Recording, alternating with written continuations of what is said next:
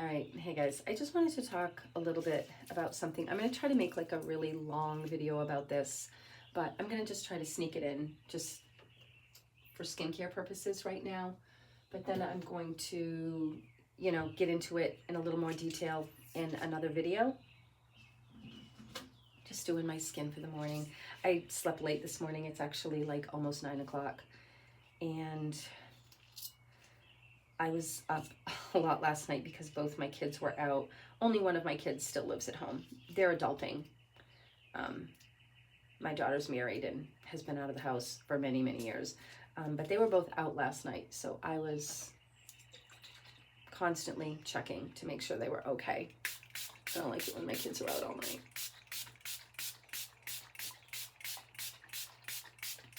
So needless to say, I slept a little late this morning. So I'm just going to finish up my face, and I just want to talk a little bit about skincare for a moment, okay? So for those of you that watch my videos, you know that I don't align with the sunlight healing community, and I don't align with the dermatology and aesthetic world either. I don't align with either one of them, okay? I'm definitely a rogue when it comes to any of the systems. I don't align. They're both very, very flawed, and I can prove it, okay? Which I'm not going to do now because I don't really have time, but I don't align with either one of them. But what I can say is, for as much as I don't align with the dermatology world or the esthetician world, the mainstream one anyway, not that there aren't maybe, I don't know, are there any decent dermatologists? No, I don't believe there are. I've never listened to one anyway. Never come across one. I have listened to a couple holistic estheticians though that I think we're a little bit more onto things and understand about nutrition and understand about, other things more than others. So I do think they exist to a degree, but have never met a true holistic dermatologist ever, or listened to one is what I'm saying, not met, because the only ones I met were when I was younger. I don't know, can they exist? I don't know. But the one thing they are not wrong about is the damage that the solar rays cause to human skin. They don't go far enough, though, explaining the differences between people with permanent melanin and white people who do not have permanent melanin, because there is a huge and significant difference. Huge. And I don't really hear anybody talking about that difference, but it is huge, okay? And, there are suggestions of smearing man-made chemicals that end up in your bloodstream and your tissues, your organs, every day. If you spend a lot of time outside multiple times a day, is irresponsible. They've never been deemed safe or effective. I have nothing against mineral sunscreens at all. Clothing, hats, cover up, protect yourself. But when it comes to general skincare stuff, I don't align with dermatologists at all, at all. But they are definitely not lying, okay, about what the sun does to our skin. It's very negative, it's very damaging, okay, which is why the indigenous people before white people came on the planet, because remember, we haven't been here as long, all right? We're all protected. Didn't matter how far north you lived, you had permanent melanin in your skin to protect you from the rays of the sun. It's basically like having fur or hair, okay? It's just in a different form, but it was our protection. It was the way whoever created the original humans created us to have this permanent melanin to protect us from the rays of the sun, okay? And then all of a sudden, right at the beginning of the agricultural revolution and religion, it's when religion came onto the planet, it's when the gods appeared, go figure, okay, that white people appeared. So the white people appeared at the time of the agricultural revolution. That is when the gods appeared and religion appeared. And that is when the whole slave race thing started to take over the planet. Okay, and there was massive genocides at that time on the planet. They know this through the archaeological evidence of the massive destruction, the massive genocide that happened, especially in Europe, which is where the white people showed up, right? So the white people showed up, and the indigenous people at the time were decimated. Okay, they were decimated, and those that survived either fled or they hid, or what have you, but they obviously had to move away to preserve themselves. Okay, and then of course they weren't able to genocide the entire planet. Okay, but they tried, because we know about all the genocides on the planet, right? We've studied history, real history. Okay, there's been a lot of genocides on the planet, but because the dominant people were melanated, they couldn't wipe out everybody on the planet. Okay, but you see a lot happening in Europe. All right, so the idea that we all came out of Africa, I don't believe that. Okay, I don't believe that. I don't believe that narrative at all. And the idea that people lost their melanin as they move north, that idea just doesn't hold water. Okay, when you actually look at the evidence, it does not hold water. It literally appears out of nowhere. The indigenous people of Europe had dark skin, and that didn't just go away. They're not just going to go away, okay? Something interfered, because it literally just gets dropped down. It literally comes out of nowhere. Just like the agricultural revolution. It literally is like all of a sudden it doesn't exist, and then all of a sudden you start to see it starting to take up space, and you start to hear about mythological stories of these gods, these religions, and basically turning humans into slaves. Okay, and so the white people were the original slaves. Okay, and this really busts a lot of the myths about, white people are so terrible, they had slaves. And it's like, well, the whites were enslaved. The whites were enslaved by these gods. And then we went on to enslave other people. Okay, but even before the whites starting enslaving people, the melanated people in Africa had slaves too. Now, I don't know when that happened. I don't know when melanated people starting enslaving their own people, but I'm going to guess that it was at the same time of the agricultural revolution, because you see these mythological stories showing up in every pocket, in every corner of the globe. So you see religion and gods and worship. This is when worship came onto the planet, all over the planet, from north to south, east to west, the entire planet. Okay, so the gods weren't just about creating these white people, but they also infiltrated every culture on the planet.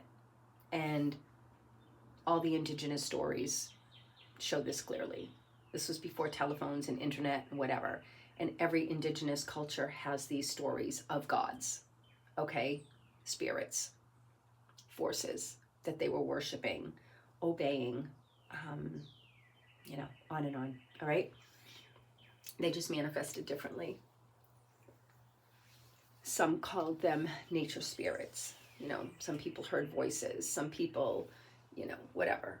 I could go on and on. Again, I will do another video about this at another time and maybe go down a few rabbit holes. But for now, I just want to kind of stick with the melanated skin stuff. So there's a lot of holes in the theories that we're told, all right? And there's a lot of things that don't add up. They don't connect. It's like connecting the dots, and you have a whole bunch of things that don't connect. They just don't connect, all right? So then you have to start thinking, okay, yeah, this is the only logical thing at this point. So the reason white people are so susceptible to sun damage is that we don't have any built-in protection that is permanent. And the only way we can get that protection is by getting the damage first, which is fucked up. And a healthy body, eating a human-appropriate diet, being very sensible, all of that is going to be better prepared to handle that damage for sure. And I don't want to take anything away from that, okay? But we are still deeply flawed with our skin. All right. And I don't believe this is natural selection at all. Okay. I believe it was intentional. Because when you don't have melanated skin, it requires a lot more resources from your body to handle the rays of the sun, because you have to constantly heal and repair from that damage. That's a problem, because it's a drain. It's like a parasitic drain on our energy system. It requires massive amounts of resources to heal our skin and to protect it and defend it from the damaging rays of the sun. Again, we don't have permanent melanin that would do it already. So it's a problem. It's a real, real problem. Okay? And I know dermatologists like to say that people with dark skin, they don't even get a lot of protection. The maximum is like maybe an 11 or a 12. But think about it. If you lived in a shaded environment, that would be more than enough protection. More than enough. Humans aren't desert dwellers. We weren't created to be living in the desert, all right? No, we don't have fur or skin. People have melanin, but again, there's limits to that. That's why Egyptians and people with dark skin that live where there was less shade and canopy covered up with clothing. Or they used to rub stuff, I think it was the Aboriginal people, they used the, the red, it's the iron oxides, right? The red iron oxides. They would rub that into their skin, even though they had very dark skin, to protect themselves from the intense rays of the sun. So our ancient humans that lived on this planet knew to protect themselves when they were going out into the harsh, hot, open sun. Yeah, they weren't sunbathing. Nobody was sunbathing, okay? And I know that there's a lot of talk about skin cancer rates booming when they started making sunscreens, and basically alluding to the fact that sunscreens are probably would have caused, all of the skin cancer rates. And while I don't deny that it may have contributed for sure, and I don't deny that sunscreens are toxic and poisonous for our body and our skin, and they are, clearly, come on, they are. That's why they don't continue to do studies, because they know how bad it is. It's exactly why they don't do it. It's exactly why they don't do it. Because they know it won't be good. They know that. But prior to the 80s, maybe the 70s, but I don't really remember as a kid, anybody that I was around was sunbathing. Nobody. But when I was growing up in the 80s, I was born in the late 60s. I was born in 68. But the 80s was when everybody started tanning. That was like when it became a thing. Like my mother's generation, they didn't tan. I'm not saying a few didn't, but I'm just saying as a rule, my mother's generation didn't tan. My grandmother's generation didn't tan. They protected themselves from the sun. They stayed out of the intense heat. My grandmother had a garden though, and she was out there a lot. In the summertime in the garden, but she would wear long sleeves and a hat, and you shouldn't wear sunscreen, but she did protect herself, and she had very fair, pale, very cream colored skin.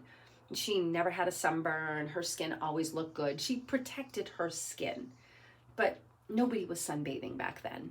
And again, you might have had a few people on the fringe, but it just wasn't really a thing. And then in the 80s, everybody started sunbathing, and that just happens to be when sunscreens and stuff were just starting to come out. But it was like, I think a 15 was like the most you could buy when I was like sunbathing. And if I did use it, it was like a 2 or a 4. I would never use a 15 back then, never. And I would only put like a 2 or a 4 on if I knew I was going to the ocean all day. I would still get burned, but I was not wearing a 15 because I wanted to get dark, and I wanted to get as dark as I possibly could. So I was a sun worshiper. I used to sunbathe as much as possible. Stupid. I totally regret it now. I absolutely regret it, especially knowing what I know now. And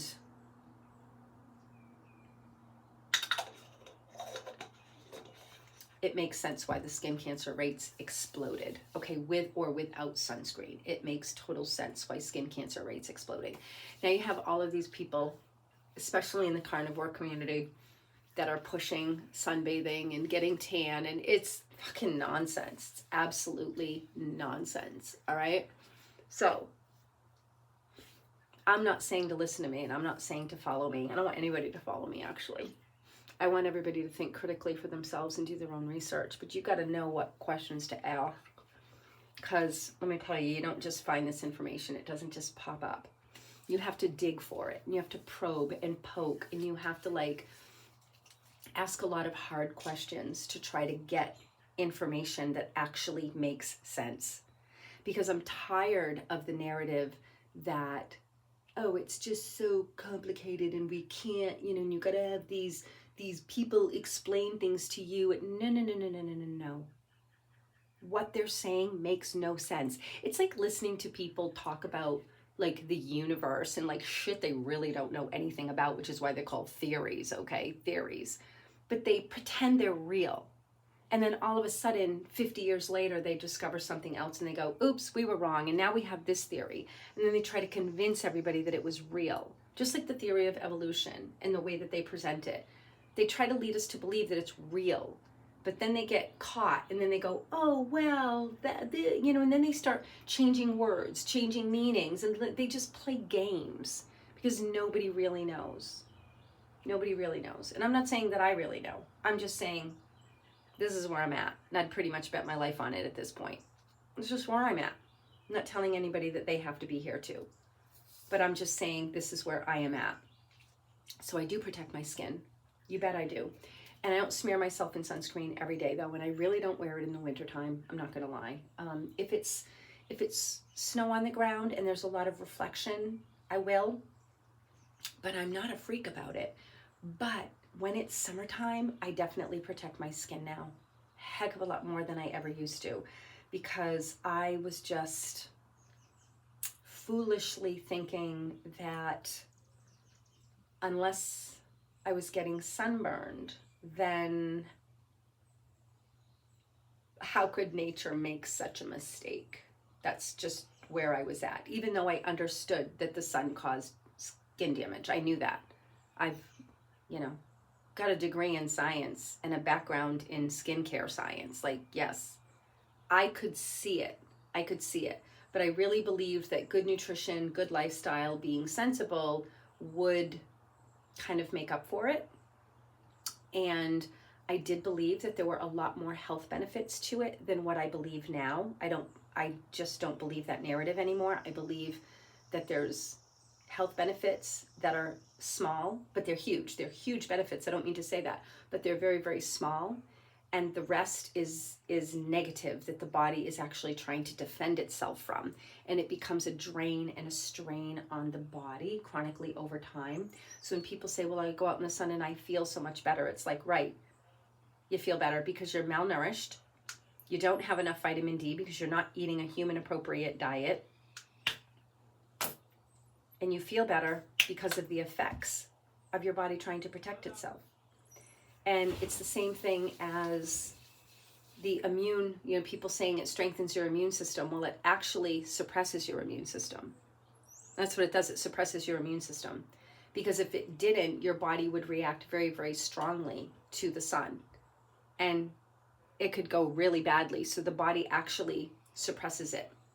That's why it makes psoriasis go away for some people. It's why it helps clear up acne for some people. But it doesn't address the root cause.